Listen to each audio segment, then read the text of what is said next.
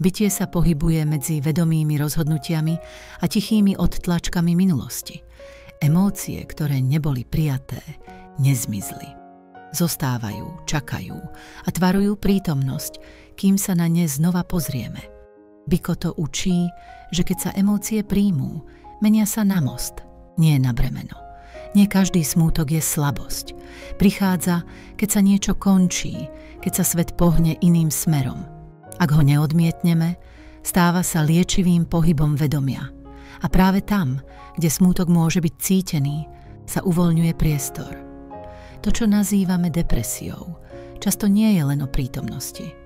Môže to byť hlas minulosti, ktorý sa konečne ozýva. Nie preto, aby zranil, ale aby upozornil. Biko to pripomína, že telo niekedy hovorí tam, kde myseľ ešte mlčí. Keď sa prestaneme báť vlastných pocitov, prestávajú nás ovládať. Prijať ich znamená uznať svoju celistvosť, nie zlyhať. Vedomie, ktoré sa nevyhýba hĺbke, nájde v nej pokoj. A práve tam sa hlas duše stáva vypočutým.